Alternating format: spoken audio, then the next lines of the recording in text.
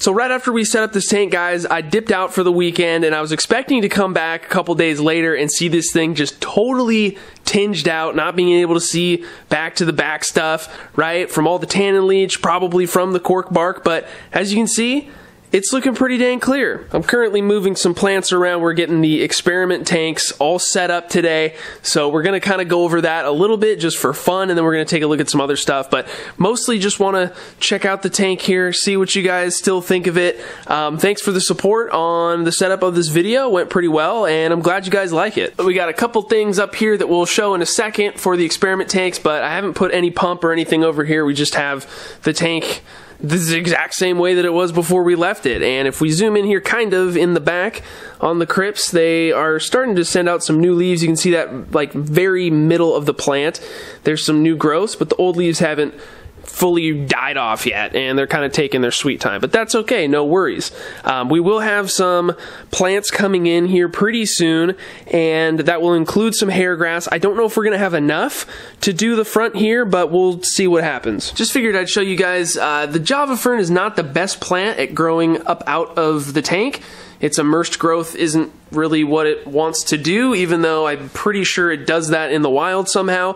The leaves get a little crispy, but at least these, they really want to be completely submerged in water. So everything in here is doing good. I haven't had any kind of crazy die-off. Sometimes the Java Ferns can get weird, and they will produce their progeny on their leaf, and that hasn't really happened yet in mass, at least. And so that's just something that when it happens, we can go in and we can pull those things off if we don't like the aesthetic of it, and then those will turn into new Java Fern plants eventually. There's a method that you can kind of cultivate those a little bit better, so maybe we'll show that once it happens. So yeah, really this tank, it's just waiting to get our fish, and I'm still not telling you what fish we're gonna put in it, but I think you're gonna like it. I've pretty much have it chopped down to the one that I want to get. It was originally picking between one or two different types of fish, and I think I have what is going to be best for this aquarium. Flipper recently sent me their new version, the floating version of their Flipper Max.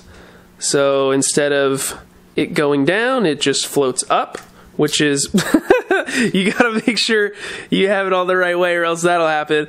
But I'm glad to have that. If we look at this one over here, it just falls down, which, you know, isn't a huge deal, but I thought that was fun. They sent me a couple other ones, so thank you for that.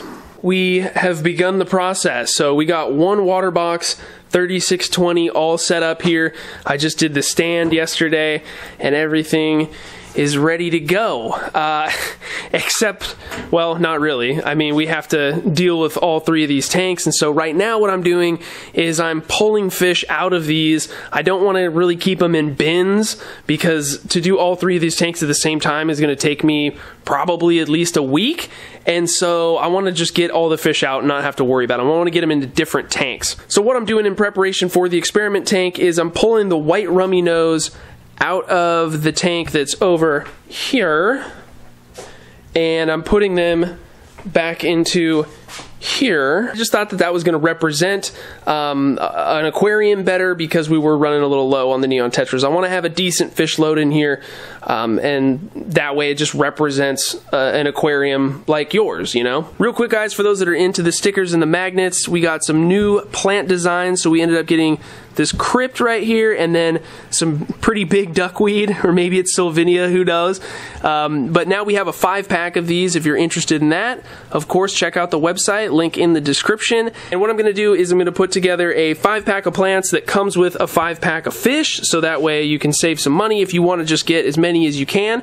And if you guys go ahead and just put in the order notes on the checkout, AQUAPROS, or just some kind of cute note, and say that you want the AQUAPROS stickers, I'll throw in a laserfish for you. This is a sticker, and then there's the AQUAPROS with the old logo, and this is a static cling, so it's gonna go right on your tank like that, and you can remove it, no adhesive, perfect for that. Oh, and I forgot to mention, we also have the magnets in the 5 plants as well. Excuse the mess over here, guys, but everything else is doing pretty good on the nano shelf. So our big, what are these things called? The Hygro Willow, I think they were. They're starting to do really good. We only had a couple crispy leaves on one of these center ones, and then the Sawtooth is starting to pop out there. So everything's looking good in there. Still don't have anything in it, but we did end up putting some autocats from that white rummy nose tetra tank into our little guy up here. So I thought that this would make a good home for him, right? It's a small tank, it doesn't have a filter.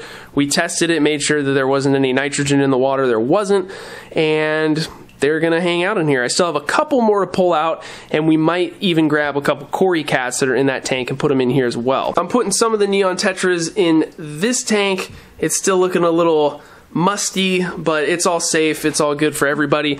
And then this one down here, we put in the blue raspberries from one of the tanks behind me again, and then as well as some of the Blue Dream shrimp. They're making their way into this thing as well. So we're just gonna have to get creative with where to put some of the other fish because we don't have a ton of room, but we'll figure it out. All right, here goes number 2. Number 1 is right there.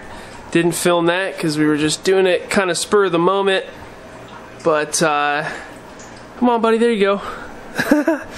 All right, well, there's our 2 rainbow fish, guys, in this humongous tank.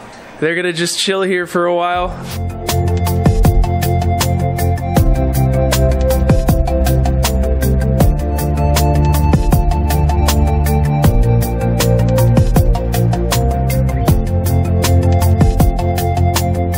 Hopefully by the time we get the fish for this tank, we'll have most of the 3 aquariums behind me all set up so we can take these fish out and quarantine the new fish in this tank by themselves. That's the goal, at least. Speaking of goals, we're almost done here. We got to pull all this stuff out. This is probably the most annoying part of resetting a tank. But I have a place to dump it all, so we're all good. And here are the 2 tanks. They're all ready to go. I'm not going to spoil it and tell you what the experiment is here, so we won't be going any farther into what I'm going to be doing today, other than I'm going to chop everything down, get the 2 treatments going, and then we'll be able to start here on December 1st. So we have 5 of our white rummy nose in each, and then we have 3 neon tetras in each aquarium. So I feel like that's a decent fish load. I mean, that's probably pretty close to the fish load we had last time. The white rummy nose are a little bit bigger, so I think that it'll still balance out pretty well. Check out all this super compact Rotala and pearlweed, guys. It's all kind of mixed into one. There's a few groupings here that are, you know, distinct and separate, but I wish I had a tank ready to go right now to just lay this in as a carpet and then let the Rotala grow tall up out of it. That would honestly be super awesome, but unfortunately, I don't know. We'll see how long this lasts. We'll put a dome over this greenhouse and then hope that stuff hangs in there. But man, whenever you're taking down big tanks that has a lot of plants, try to time it up with a new scape that's all ready to go so that you can make use of those plants. I think that's one of the biggest mistakes that I make over here, is not having that trade-off or being able to take advantage of it. We could try and make those mats work over here in the current Serene plant holding tank or whatever this thing currently is, but I just don't think we have enough room, and we don't have enough substrate to really hold it down. It needs to kind of be in a fresh scape, right? So I don't know. We'll try and save it, but these are kind of the leftover plants that we haven't used. We got some of that Italian val in the back. We got some tiger lotus, and then a bunch of just assorted stems of things that we used over in the experiment tanks. And this will eventually become its own scape over here, and we just have to get to that point. We need to finish the 3 that are over on the other side of the room before we move on to this one. I don't want to give too many spoilers, guys, but we have a ton of bonsai trees over here. I think we probably need to use them, right? Most of them, at least. I don't know if we can get away with this big one. Yeah, I think this, I mean, it barely fits. If there's any substrate, then that top part is up out of the water, which might not be the end of the world, but realistically, I don't think a tree that size is going to work in here. It would be pretty cool, though. And then I thought I'd just swing over here and show you guys real quick the little greenhouse farms we have over here. We have our Monte Carlo growing out. I think this is probably the best method for prepping your plants. If you got some time to wait, don't put these in water. Put them in a little greenhouse like this. They're going to just grow exponentially faster, and then you'll have more plants to start with. I know I mention this a lot probably, but maybe some of you haven't seen this method or heard of it before. I think it can be really beneficial, especially to plants that aren't stem plants. Things like, well, these don't look very good, but the S. repens, these kind of got a little weird. The Anubias Nana Petite, that's a good method for keeping that stuff looking healthy, as well as moss. Like down in here we have some mini Pellia mats, kind of hard to see. But great method for if you have some time before you set up and you get your plants in a little early. I'm also filling up the greenhouse pond right now. I don't know if you can hear the water running, but anyway guys, I think that's going to do it for today's video. Kind of a filler vid. Thank you for bearing with me and hanging out with me today. And I hope you're excited to see what's going to happen with this tank and also the other Jurassic Park related surprise that hopefully we're going to get here this week. You'll see it soon, I promise, okay? We won't take forever doing this. But anyway, thank you so much for watching, guys. Thanks for checking out the stickers and all the support. And it's awesome, guys. Thank you so much again for the millionth time, and we'll see you next time.